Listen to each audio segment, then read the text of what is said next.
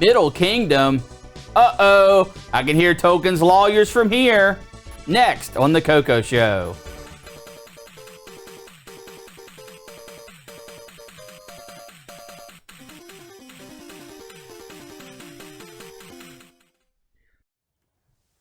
Hello, everyone, and welcome to the CoCo Show. Woo-hoo! This is the show where myself and the Brent explore and expound on everything that's CoCo related.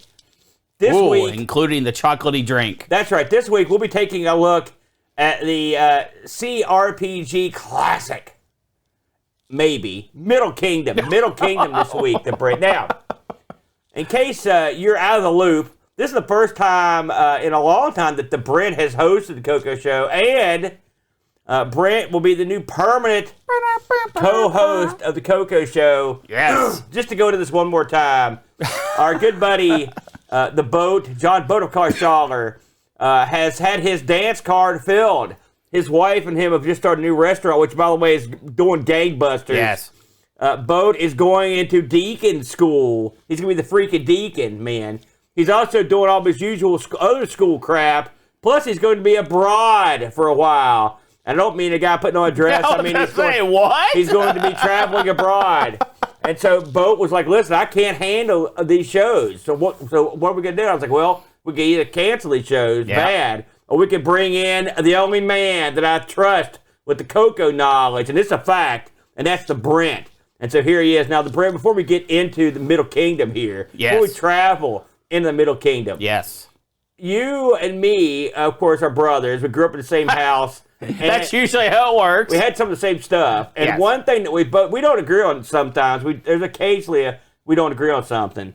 But there's one thing we do agree on. Dallas was the best CoCo game of all time. We don't agree on that, but we do agree on the awesomeness. Yes. This isn't one of those shows where, like, today we're going to look at, like, the computer, and then you're like, wait a minute. But I'm saying we don't love the computer, but That's true. We love we have CoCo. We have a history with the CoCo, and that matters. Now, so before we get into the game day, I want you to talk about, like, what was it you liked about the CoCo, and what are your fondest childhood memories? Because you're several years younger than me, and so I don't know how much you remember about I was a small tyke. I remember the copious amounts of games that would appear seemingly at random for my little kid brain. Yeah. I remember playing. They did appear at random, by the way. I don't know where they came from.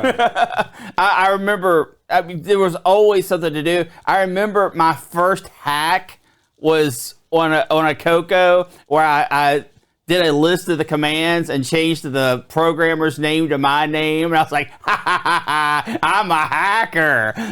It's funny you should mention that, because that may come into play later. Now, when you do you remember any specific CoCo games that you particularly enjoyed? Yeah, Dallas Quest. Aside from Dallas Quest. No, there is no aside from Dallas Quest. Dallas Quest was something that was burned into my brain. Why that one? I have no idea. It's funny because I have no idea. We covered Dallas Quest, which is a graphical text game on the CoCo, and it also was on a multitude of other systems. We covered this on ARG Presents, ironically, when we covered the CoCo. So, would you please stop? Oh. So, why? Because you've never seen the show, correct? Have you? So, why that game? I don't know. I can't tell you why. It was a game that, because I was a preteen. I was a preteen when I was playing Dallas Quest. So there was no reason for it to just grab a hold of me like it did, but it did, and I literally I remember it fondly. I remember going back and playing it in my teens. I remember going and playing it when I was in my 20s and 30s.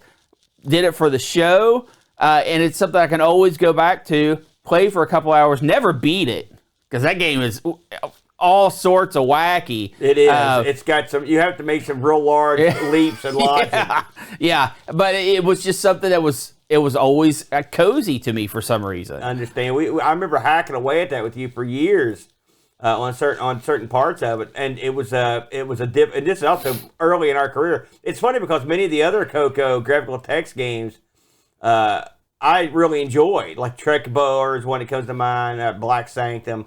The fun games, those things, it's funny, we don't play those much now. Like, no one really plays them, I don't think. Yeah. But at the time, the fact that they introduced graphics into a text game was a pretty big deal. Yeah. You know? Yeah, it was. And so I can see how that would live in your mind. So, with all that said, Brent, we're moving straight out of the realm of text and in the realm of glorious, glorious graphics as we try out Middle Kingdom.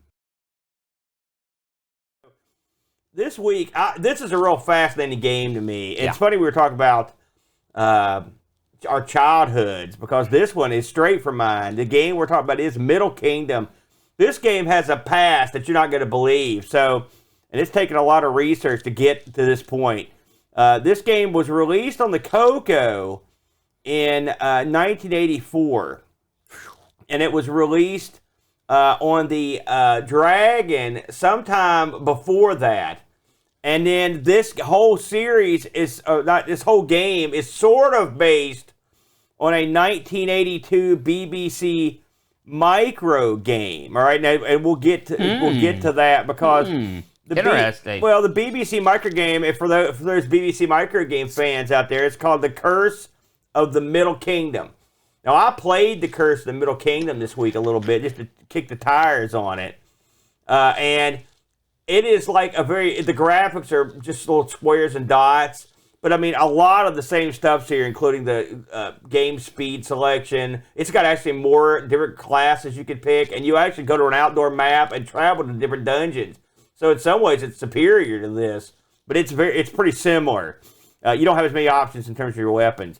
This game, so I'm just going to go ahead and get into this right now, just get it out of the way. So, all right, when this game is known, it's written on here for the CoCo as being published by Computerware.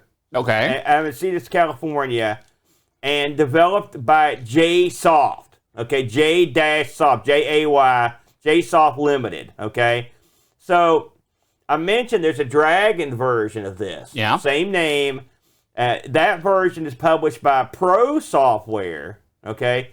And so I was talking to some people. I was like, this is weird to me, because I look at the Dragon version and I look at this version and I'm like, they're not exactly the same. Right. And so, and also the CoCo version, on a lot of images you see of it or a lot of the ROMs you get, is credited to someone named Carlos. And there's a phone number there, okay?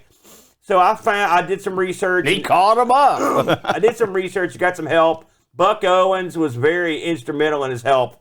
And also a website where I got a ton of this information was a CRPG website. So it was called, the fellow that helped out here was a guy named Explorador PG. All right, listen, I'm going to credit the guy. Explora the Dora? Yeah. So, what we couldn't figure out, number one, was this an actual port or was this a copy? Number two, did the Dragon version, who actually did it? And number three, who actually did the CoCo version? Right. No one knows. So, JSoft, I extensively looked for JSoft. I couldn't find anything except for a fella who mentioned that JSoft was an outfit based in the UK. Okay? All right. Now, that doesn't make any sense. Well, I know.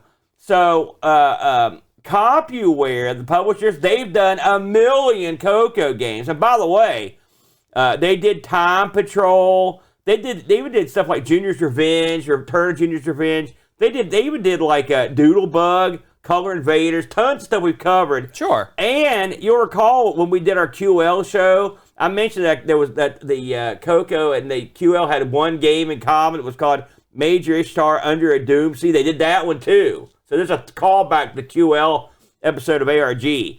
So they're a real company, so we know what they are. And so what the guys over at the CRPG site kind of concluded was there's a good possibility that this Carlos guy with the phone number just hacked his name and number into the title screen. So it was. I support that. So it was funny that it was apropos that you mentioned it, because some people did do that occasionally. So get this. we weren't even sure that that the Dragon and CoCo versions weren't the same. So Buck Owens went in. He did yeoman's work for me here on this, and he actually loaded up both versions and played them in real time. Okay, so if you're watching at home, what you've got here is this is the Dragon on the right and the CoCo on the left. And you can see there are some obvious differences, but in terms of the actual gameplay, there's the CoCo version has color, for example. It's subtle color. Right. But when you play it, you see it. But otherwise, and also the CoCo version has sound, and the CoCo version, when you get killed, has a tune. All right, the Dragon version has no music in it. But otherwise, they're pretty much, as far as we can tell, they're pretty much identical, including in their options. So the real puzzler is someone took the time to make what I would call some pretty minor changes. Well, yeah, even the wall textures and stuff aren't just a flat, on the Dragon, That's they're right. a flat line all the way around the screen, where on the CoCo, it's got that nice, more textured feel. Right. But I mean, and the CoCo version, I don't know, may run a little quicker, but I don't know. But I guess here's my theory, okay? And we'll get back to this, but just to seal the deal, I think that the Dragon version has a bunch of the actual Dragon logos in it, okay? And it also has different credits. So I guess that they were like, well, we've got to change the credit screen. So while we're doing that, let's go ahead and make some modifications. But man, some of those changes are way more than what that would have just been. Well, I mean, I guess it wasn't that difficult to change certain. The thing is, they changed only certain aspects of the game, So, but I mean, it's strange. So, I guess if you're a Dragon 32 user, you can experience the same thing as your CoCo brethren just by playing this game. And again, this one was the first one, but it was fascinating to me that the trek this game went on just to finish up on the backstory of this game. So I read on this same forum that so this was originally on the BBC Micro, allegedly, right? The Curse of the Middle Kingdom, right? And it was done in the UK. It was done by Pro Software. It was published on Dragon 32 by Dragon Data, and then Dragon Data was sold to a Spanish outfit, and it was sold in '84, which is the same year this came out on the States, the Computerware version. So there's possibility there that rights or publishing rights or whatnot changed hands. It's coincidental maybe that it's the same year, but it might not be. So something could have changed hands to allow this to come out on another system. So I would suspect this is a legal release of this game, and there were some backroom dealings that got us here. Kind of an interesting backstory, but it's something to check out. And if you like this game or you want to have something that's a little more expansive, I would check out the BBC Micro game, because that game's actually, like I said, there's the Curse of Middle Kingdom. Once you get past the graphics, it looks like a semi-more advanced version. So with all that said, let's talk about the actual game here. Again, released in '84. This thing cost $27.95 on disc or $24.95 on cassette. So it was a full price. Woo! Now that was a primo price game. In the UK, this game was on tape, and it was combined with another game called Breakout, your favorite. Wah, wah. So this was like this game. This was a game that came out. It's like a double game. Yeah. So this requires any color computer with 32K of memory with a disc or cassette drive. Again, we mentioned it was published by Computerware, developed by JSoft. JSoft, as far as we know, don't know who they are. And it really sort of wasn't developed by JSoft, except for maybe the changes. So we don't know anything about that. This is during a time where so many companies would pull literally Joe Schmo off the street and say, hey, I saw you did something with a computer. Do this now. Yeah. And they would give them literally a couple bucks, and that would be it. Yeah. Actually, L. Curtis Boyle's in the chat. He just mentions that Computerware sold some of their own CoCo games through Dragon Data. It may have been a reciprocal thing to sell UK software in North America, which only happened rarely. So this game was of such magnitude that it had to be released in the States to give us a taste. This game is a game where you are on a quest to get the 3 rings, to reunite the Middle Kingdom, become king, dog of the Middle Kingdom. When you start this game, there's a nice little opening screen. It's got a sword, and it's got some nice font, for the opening. Yeah. And then you hit I think it's enter, and then you start the game. So what you have to do at the beginning is you pick your skill level first, 1 to 3. You also pick your name. You can type in your name, and then you select between 3 different classes of character. You can be a magician, you can be a warrior, or you can be a merchant, which is an odd...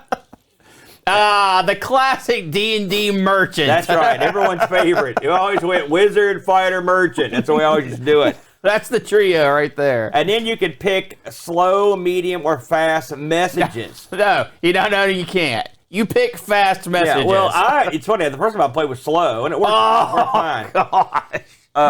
If you let this game just sit there, right, and you don't start the game, you'll see a screen with the CompuWare logo, and then you'll see a list of all the weapons, spells, and treasures in the game. Yeah. They are with their little associate graphics.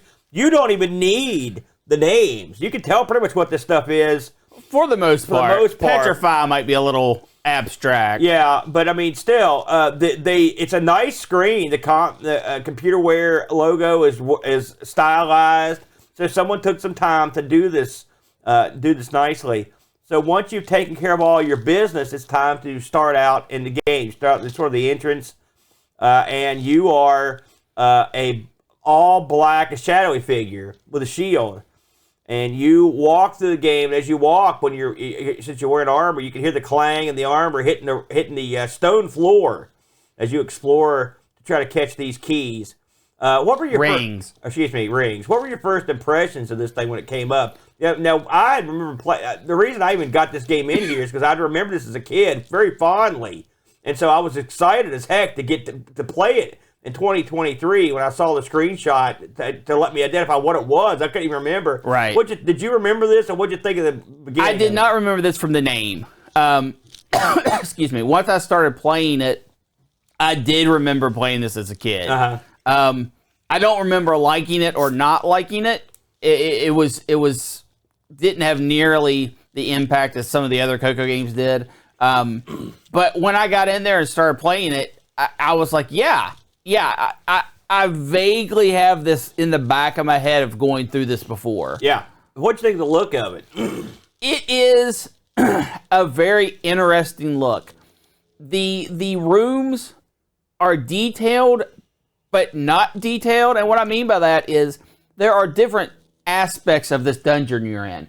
Different, almost like interior design. Like you'll be in a crypt or a pyramid, and they show this off by the border that the room has. And it's just different enough to have a good feel. Also, in like the pyramid area, I believe, it's got little shapes that when you think about it, they're columns. Yeah. They're columns that you're looking straight down on. Yeah, so you sort of get a side view of your character, but a top-down view of the room. Right, which is a little odd, but once you start letting your imagination do what it does, it all starts falling into place. Yeah.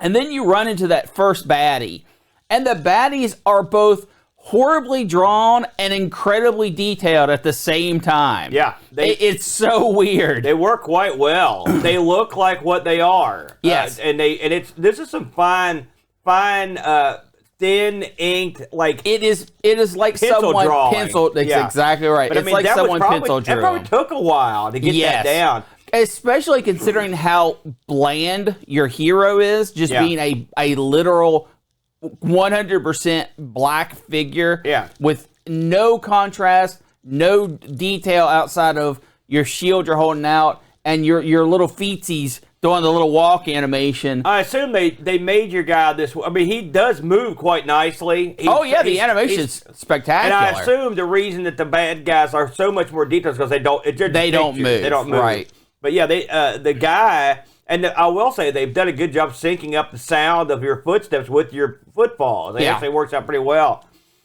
This game is a free roaming game. This game has a little bit in common with something like a rogue type game, except it's a visual, which is probably because that's what I like. I mean, it looks like more D&D like. Well, it's rogue-like-ish, but not really. Right. It's Fogue-like. It's faux rogue. Fogue. So, again, you're on the quest to go through the game to find these 3 rings and then you have to go to the last chamber and then you can win the game. As you go through the game, you're going to go through pyramids. You're going to go through catacombs. You're going to go through various. There's like 3 different buildings. It's all connected. And you're going through tunnels and you're going into rooms.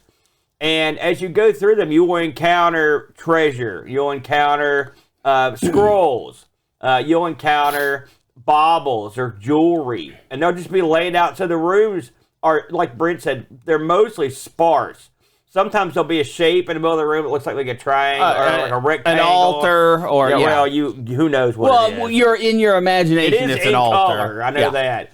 And then you will also occasionally, and you won't see them coming, but you'll encounter a foe. Yeah, random monster spawns. The foes that I saw were like, you have your ogre, you have your goblin, you have your troll, you have a lizard man, you have an evil dwarf out there. And then I think there's a zombie as well. And once you get into it, once they get on top of you, it's on. Yeah, there's no running away. And so now let's talk about how the game works. At the bottom of the screen, so at the top of the screen, you've got the type of area you're in. Let's say pyramid. Then you've got your score, and then you've got how long you've been playing. Yeah, which I like that. Underneath that, the middle, from the upper part to the middle part of the screen, you've got the actual dungeon you're in. You said the visual representation. Then underneath that, you've got the numbers 1 through 7, and then spots under those that have pictures in them that represent different weapons or spells. Okay, so, and different guys start with different equipment. We'll kind of talk about that in a minute. And then under that, it tells you what you're carrying, and then under that, it will tell you your name, your class, your how much experience points you've got, how much strength you got. Strength, this is hit points. So when you are engaged in battle, you'll notice one of your numbers will start flashing black, and your weapon. That means that's what you're going to use to attack that round. The rounds go back and forth. No one ever gets more than one shot at a time. And you literally use the numbers on your CoCo to pick the weapon you want in real time during combat. Yep. So, for example, if you've got a Morning Star, in this case, as we're looking at the video, a Morning Star, a Petrify spell, a Trident, a Lightning Bolt, and a Fireball as your spells. If you want to go from Trident, you hit 3. You tap 3 until it highlights it. And then, after you're done with that, let's say you want to hit the guy with the bow and arrow, number 6, then you start tapping number 6, and and when it's his turn to go, he'll use number 6. You don't see the weapons. You don't, as far as like the bow and arrow, does it let you attack There's no animation. The room? Yeah. You just, underneath the area where it talks about what you're carrying, it will give you a message as to what's happening in combat. So the combat's all done with text. But it's well described. It is, and it's actually pretty clever because they'll talk about getting hit in certain body parts, arm, head. It also will tell you how it resolves that round. You did this much damage. You did no damage. He brushed it off. He no-sold it. Whatever, and it keeps you in the loop. And then let's say the bad guy hits you for 10 points of damage. You'll see that come off your strength at the bottom of the screen. And also there's a noise. There's like a battle noise that it makes whenever you're attacking and are getting hit back and forth. So if you know you're in a battle when it happens. What'd you think about how the combat goes in this?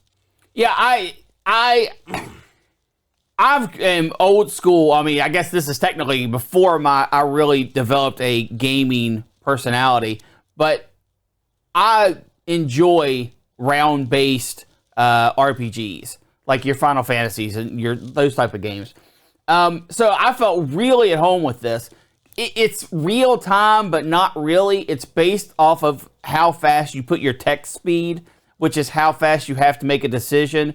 But you're never left like, oh man, I didn't get to switch that weapon in time. If you're paying any attention at all, you can change what you're attacking with every round if you want. It's not difficult. Yeah. I thought that the weapons and the descriptions matched up perfectly. Everything made sense. The magic is fun. It's nice. They're good spells. You've got your fireball, your lightning bolt, your stun, your petrify, and it all, those are good, meaningful spells. You got your fireball and your lightning bolt. Those are your damage dealers. You've got your petrify. That is just bam, instant kill an enemy. And it feels like if you're in a situation like, oh man, I've only got 10 hit points left, and I see a health potion's in the same room as me, but I got attack. I've just got to go for this petrify. Yeah. I've just got to get this battle over with. So there is some strategy based off of what weapon you're picking and whatnot. We don't know exactly what it is, though. Well, in my I understand playing, what you mean, but yeah. In my playing, I found that if you just stick on one weapon and you just keep using, say, the longsword over and over and over, you might hit the first time for 23 damage. But then the second time you might only hit for 12 and then 6. It looks like there's diminishing returns if you don't change your weapons. That's what I experienced. Also, but we don't know that for sure. I feel fairly confident saying that. Just like you can't just go in and petrify everyone. From my experience, and I played this to completion several times. Yeah. The petrify spell will only let you hit 1 or 2 enemies, and then it will never work again no matter how often you cast it. So it's something you got to kind of save in your back pocket. It still lets you try. It just fails to do anything. Right. Which, for me, I think that makes perfect sense. You can't just let someone use it over and over and over and over. And you don't want to make it random because it that's such a huge effect. Thing is either dead or alive. That's huge. So I like that it kind of gives you, it doesn't tell you that, but that's what it seems to be doing. Also, it seems that certain weapons work better against certain foes. Again, that might all be in my head, but there were some, like the lizard man, I couldn't hit with a blunt object hardly ever. It might just be, in my head, but I feel like that's true. I tried desperately to look up to see if there was a strategy you got on this that I could say definitively, this is what other people have found as well. But this game is sorely underrated out there in publications, I found, in a modern setting. We found plenty of ads for it. Right. And I will say the CRPG site that I was on gave this a 6%. They killed it. No, these guys are hardcore. No, that's Here's the thing with this game. Makes me here's my reckoning. Disrespect them. Here's my reckoning on it. It gives you the D&D vibe, but it's not even the traditional, like, for example, as you're going through combat, it will tell you what's happening. Yeah. Well, a lot of times, for example, I'm playing the wizard. You deflected that blow with your shield. Your armor deflects this blow. The wizard never wears armor, never has a shield. Well, stuff like that. Well, I'm just saying. And also, a wizard's not going to use a sword. How often do you send your merchants out for adventuring? That's a valid point. It's a valid point. So maybe it's a reimagined D&D. Gandalf uses swords. Yeah. So I guess they're going down that road since it's the Middle Kingdom. I would like to have found. This reminds me of Micro League Wrestling to a certain degree. Like, you're doing these attacks, and you really don't know exactly what you're supposed to be doing, but you're doing them. And I will say the combat's gratifying. Here's some attention to detail.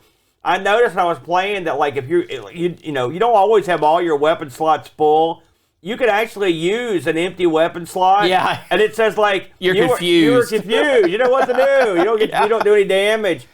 I played a wizard and could not hit. I played on level 3. I could not hit anyone with any spells at all. I was having to use swords and whatnot. The bad guys use spells. So, like, a lizard man roll up to you, or a dwarf. That's right, a dwarf. It might hit you with a fireball. And these things could devastate you. So we should mention as you go through the game, you're picking this stuff up.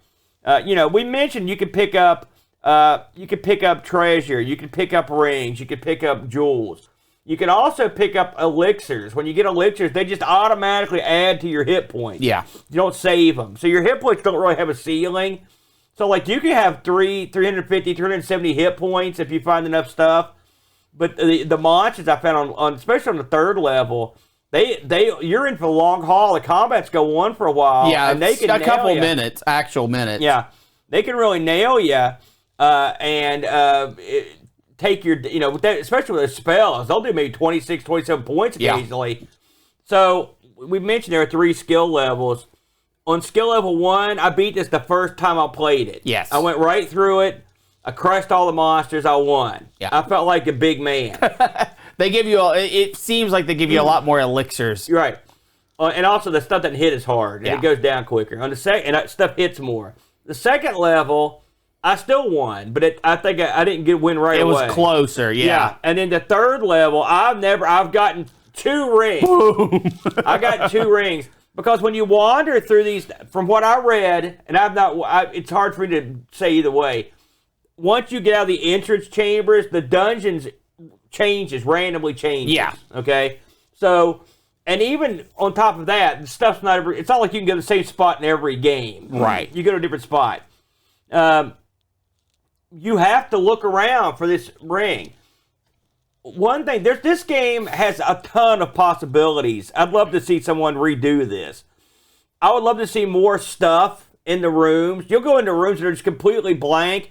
And what makes it worse is, what would have been great is if I go up into this empty room and just look around, maybe there's a hidden door or a hidden treasure. There's never any of that. But there's usually a monster hidden up there. Just milling around. Sometimes it's just a big empty room. Yeah. There's tons of empty rooms in this with nothing in them. All right. It would be nice if there was something that you could find in there. That would have made the game exponentially better. Just that. I wish there was some rhyme or reason to what you do that I knew that would make it more fun for me. Like, for example, lizard men are more susceptible to lightning. Well, for example. I think that is in the game currently. I don't think it is. I do. I didn't see it, so that would be fun. I wish there was a way to retreat, which there's not in the BBC micro game. You can retreat from battle, which wouldn't be the worst idea. I understand why you would want that, but I also understand why you couldn't do that here, because the whole point of this is you have 3 segments of this dungeon. Yeah. Each segment has a ring. If you find the ring in a segment, there might still be gold or treasure or weapons or spells that you can pick up off the ground in other rooms. But you can also just say, okay, I found the ring in this section, go to the next section. If you all were allowed to retreat from battle, you could whip through this in 10 minutes. Right. Yeah. And I will say, this game, playing it on easy one time is the only time you need to play it on easy. Yes. You would agree with that? Yeah. 2 is where it's at, and if you get really good at 2, you can start working on 3. I had no luck on 3. So I had no luck. Let me ask you, did you enjoy this game? Was this fun? I had fun with this game. Yeah. This is something, for me, I loved reading the little descriptions, even though they get repetitive, because, it has probably, 30 sayings in total about where you get hit, or how you get hit, or how you deflect, or if it does damage or doesn't do damage. You can also crit in the game. Yeah. It has text for that. I could just sit down, put myself in this world, and these are the only type of games where I can really put myself into that world. Imagine that I'm in this D&D setting and I'm doing this kind of thing. Text adventures don't do it for me. Right. This gives me just enough of... It gets you over the top. Right. Yeah. It's got, hey, this is sort of what this looks like. And in my mind, it's like this awesome room, and I'm fighting this huge lizard man. Yeah. And I can really put myself in there and enjoy the game. And the text is so flavorful. it puts me in the moment. You know, I agree with you, and I love this game actually. Yeah. And it makes me sad in a way because I would love to like. I've never been the biggest fan of like Rogue. Remember we played Temple App Shot, some other stuff, and they're okay. I mean, this is the graphical. I like this interface. Like this is the interface, right? I mean, including the it's almost like a little tiny D&D adventure. It is. It's almost like there's a DM there, and you've got a maze, and it's fun. I wish there was more to it. I wish it was more expansive. I would love to see someone just take this and just like add more monsters, add a little more graphical, action to it. But I mean, even as it is, you're right. It's almost like we talked about graphical text adventures and how that graphics kind of put it over the top. That's sort of what this does for me. It's like it takes the rogue element and puts it over the top a little bit. The only thing I would change on this, my absolute biggest disappointment, I mean, this sounds not great. I would love to have a little more ambience. The actual walking and the fighting is okay. Right. And when you die, you do get a little tune. But my biggest complaint is the hero is so blank and so generic when the monsters get all this awesome detail. I'm not saying it's good detail, it's just very stylized. It's so hard to describe if you're not visually looking at it because it just looks like a pixel mess. Yeah. But it's a pixel mess that works. Yeah. I wish the hero had some more meat to his bones instead of just that black outline. Yeah. And I do wish I could search for hidden doors. Yeah. That was the biggest thing. I kept running. You go to a bunch of places where it looks like there would be a hidden door there, you know. I mean, I would go and I would run into the walls. And I was like, come on, there has to be something. This game is a maze, but it's not one that you need a map for. Bro, no. I mean, there's always That's something else I like. You can figure it out. This room, every room at most has 4 choices. Yeah. Normally, it's only 2. Yeah. I mean, there's a dead ends, too. Yes. But you'll just have to backtrack. And we'll say, going back through where you killed stuff, most of the time you won't get jumped, but every once in a while you will. The only time I found I got jumped is if I didn't kill something in that room previously. Because I think the way it works, is if you path around the room one way, you won't hit an enemy.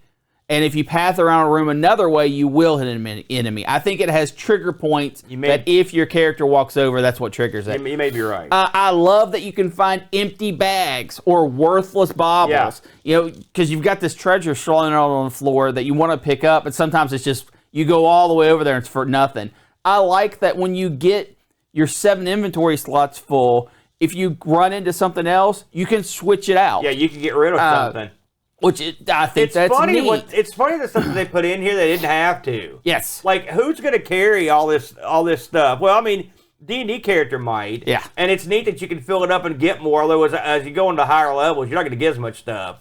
You know, but yeah. It's funny that when you look at your actual character, he looks like he walked off like a school crossing sign, or like a male bathroom sign. Yeah. I mean, so you're right. It would be nice to have made him look a little more cool. I mean, of course, we're working into the limitations of the machine, but I think they could have done something. I think they could have done a little more with him. We actually got a couple of reviews on this brand. If you're interested, absolutely. Our good buddy, the Pajockster, aka Pajocka 6502, chimes in. A semi-turn-based dungeon crawler with a variety of environments to explore. Fight baddies in gruesome battles to the, death for you. Enemies just end up legging it to fight another day. That's something else we didn't mention. You never kill anyone in this, they just retreat. Well, yeah, but, hey, listen, the kids can play it. The fights seem cool at first. Select a weapon or spell and see if it smites your enemy, then working out which weapon spells are best. But the fights quickly become tedious, with each attack/defense taking 3 lines of text to resolve. I had one fight take over a minute in real time, which doesn't sound like much, but when you're literally playing a game by text message, the fun dissipates pretty fast. Speeding this up may make the game a lot more fun. You know, I had comments that would go on for like 3 or 4 minutes. Yeah, I did too. I would also have a runaway and take a little damage option, because when you get into a fight with low health, and you have no choice but to fight, you know you're probably going to die, but you still have to set through it and watch till the end. Graphically, the game is fine, but there are no fight animations. The audio is a little ear-piercing, but serviceable. Overall, not my cup of tea. It's not much waiting. It's too much waiting and not enough playing. 5 out of 10. So it's sort of a burial there for Bajaka. Well, no, I don't call that a burial. And I think that's all fair. I think it takes a special type of person to enjoy this game. Now, I'm not saying it doesn't. You can appreciate the game, yeah. And I think Pachaco does. But to really enjoy this game, you've got to kind of grown up in a role-playing atmosphere. Yeah. And you have to allow yourself to have that imaginary experience while you're playing the game. Yeah, I mean, I feel the same way. It's weird to me that we're in lockstep on this. L. Curtis Boyle chimed in. I concur with pretty well with everything Pajaco said in his review. The graphics animation of the player are well done, although a little bit of moonwalking is going on. The sound effects add a little from the original Silent Dragon version. I like how they themed the tiles depending on what section you were in. Yeah. But the fighting parts get quickly monotonous, and the completely random encounters get irritating. Unlike Rogue, you can't see the monsters ahead of time and try to avoid them. It's a mix of good and bad, but the gameplay, which is king, is where this game falls down a bit. I still had fun playing it when I was younger, so for personal nostalgia value, I would bump Pajaco's score up to a 6 out of 10. Yeah, I think that's completely fair. There you go. I mean, those are both reasonable. I don't know. There is one huge sin this game makes. Yeah. Gives you experience, but never allows you to level up. I thought about that because if you think about this game, okay, yeah. It has an ending, okay, yes. and we've both been there. Yes. And you have to get the rings and get back to the start place. Yeah. Let's think about what you've got going on here. You've got a timer, you've got a score, like a game score. Yeah. And you've got an experience score. Yes. Okay, 3 things. Now, it's odd that you've got those, okay? But what it does, I think to myself, what could you do with these? You could almost do like a speed running type thing. Oh, yeah. You could compete on who got the most experience. You know, there are ways you can make. I'm just saying you could sort of make your own side game on this if you wanted to. Yeah, but to give who can get the rings the quickest. You know, that's all cool, but you can't give experience in a role playing game and then not allow you to level up. Well, the thing about the experience, I don't know what it means. I assume at the end it gets factored into your score, just like your treasure does, because at the end they factor things in. Yeah. So we're going to go on the assumption that all is tallied into your score, your experience points. The funny thing is, though, you're really getting a ton of experience isn't necessarily a good thing, because you're getting into a lot of fights, and which means you're getting worn down. It may not. It may be tough to finish if you have too much experience. I noticed that early on. But overall, a fun game. I enjoyed this one. Absolutely. I did, aside from the Discord reviews, I read a couple articles on this that were quite favorable. In the old days, they didn't really kind of rate games, just sort of talked about them.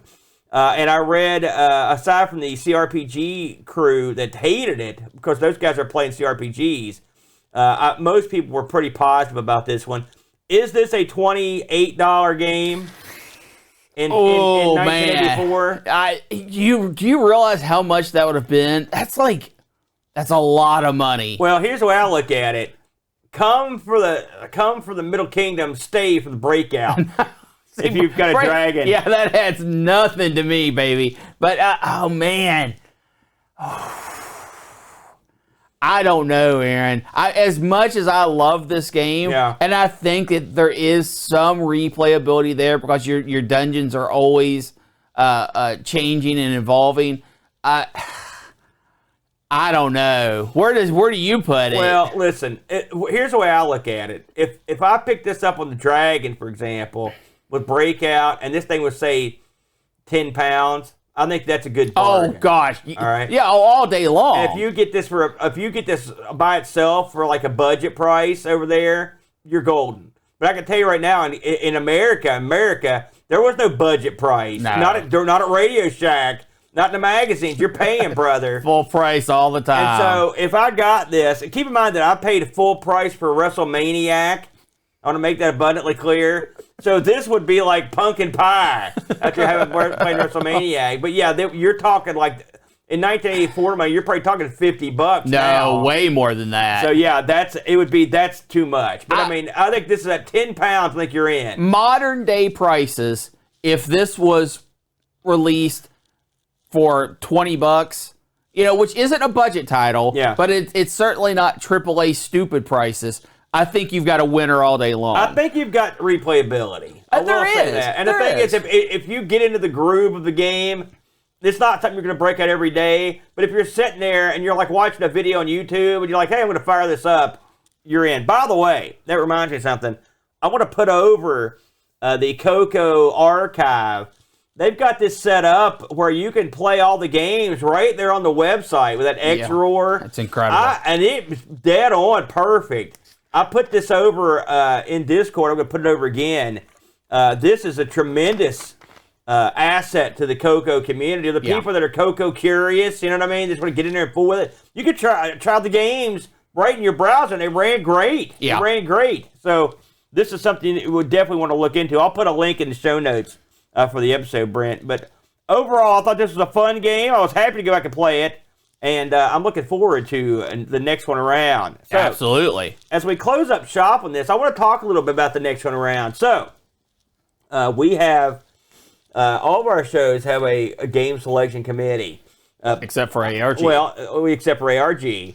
Well, I guess we're the committee. Actually, we're not even the committee. The fate the wheel is the committee. So, but I found out that Bode had been sort of chairing the game selection commission for CoCo, which the only one he was doing. So we're gonna. I personally selected this game this week. So this is mine. If you liked it, it was all Aaron. If you hated it, was Brent. But we will next time around. We're gonna get the game selection committee back in action because, as you can see, as I hit the button here, we don't know what's next on the CoCo show. I think the next episode will be around summertime, around Christmas time. Yeah. It should be a lot of fun, the brand. I love the CoCo. I love it. And I've got tons of, please don't hug my CoCo, for God's sakes. I've got tons of CoCo stuff around. And with the new VGA output gimmick that I got at CoCo Fest, I got my CoCo dolled out at CoCo Fest. I got it all. So now we can hook it up and play it.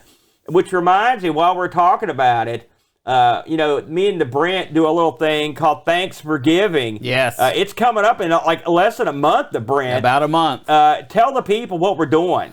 Thanks for Giving is just our day after Thanksgiving celebration. We go anywhere from 8 to 12 hours of nonstop streaming. We've never went 12 hours. Yeah, we have. It was the first time we did. No kidding. What were we thinking? But we just do it for the community, to have a little entertainment for the after holiday here in America. Yeah. Is that the 24th, I believe? Just something, I don't know offhand. Yeah. Just something to brighten up your day. If maybe football's not your thing, you're sitting in your food coma, and you want to watch a couple guys just playing some old school games. We've got a couple fun ideas of how we're going to pick games this year. Yeah, and we're going to play some real obscure junk this year. And nothing's off limits. It's going to be great. It's just a way of saying thank you to the community that's given us so much over the years, has stuck by us through all the ups and downs. And we're not asking for money. We're not asking for you to give to charity. We're not asking for your subs. We're not asking for any of that stuff. If you do it, that's your own business. But we're just here to entertain and to give back for all the good that the community's done for us. We're going to play a lot of games. That's what I know for sure. It's a lot of fun. Now, next week on the old Sunday time slot, Brent, for those of you that are tuning in for the first time maybe, we film this show every Sunday at 10 a.m. Eastern Standard Time. But every week we change to a different show. So we did CoCo Show this week. Next week, we'll be back to ARG Presents, Brent. Yes. Where we're going to play beautiful games that are terrible. Yes. Was the thing we wrote. So we're going to pick 2 games to talk about that are beautiful to look at, but horrible to play.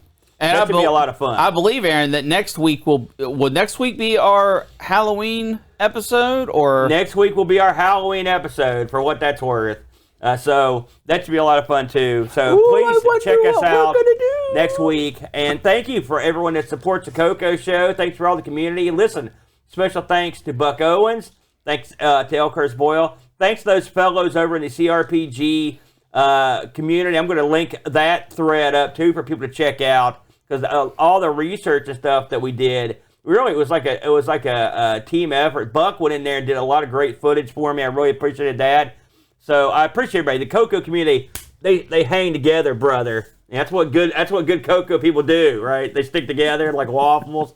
So we will see you guys next time on the CoCo Show. And until then, Brent, tell them our usual slogan. CoCo. That's good eating. See you next time, everybody. The CoCo Show is made possible by contributions from listeners like you.